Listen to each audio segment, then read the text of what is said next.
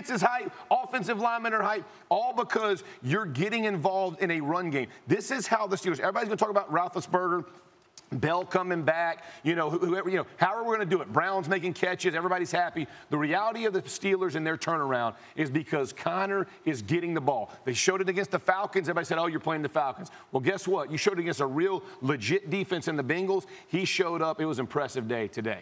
We posed this question earlier, Ryan, to Jeff. What happens when LeVeon Bell comes back? He's scheduled to come back during the bye week off, of course, before they play a game. But what you've seen from Connor the last couple of weeks, now Bell comes back. What do you do with this offense? Well, I think both of those guys have to play. Listen, you're not going to get LeVeon Bell back and not use him. That doesn't make sense. Right. But also, James Conner has shown you that he can make big plays for this team and he can keep the chains moving. So now you're in a situation where you have, to me, a great back in LeVeon Bell and a very good back in James Conner. That's right. And they both should play.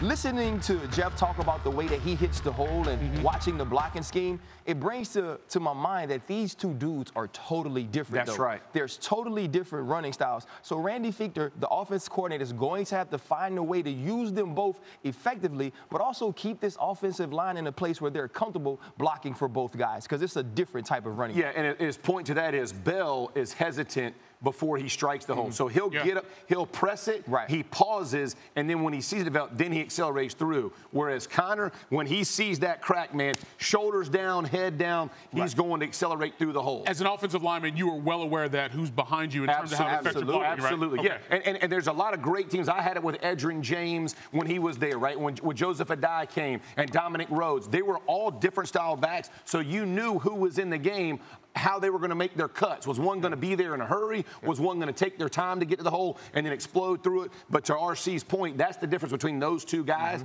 And you can block, and listen, they can both do special things. Right. So you don't care which one, you just got to know who it is in the game, how you're going to block. I think the one thing, too, that Jeff made that was an interesting point. He was talking about the way the team feels after watching James Conner have a run like he has. If you listen to Ben Roethlisberger talk after the game, they love this dude. Yes. Like the feeling, the emotion, the energy around him, it's natural and it's organic. So it's going to be interesting to see that dynamic as well. And it's also a good problem to have. Two effective running backs. Yes, sir. How many NFL teams would love to have that problem?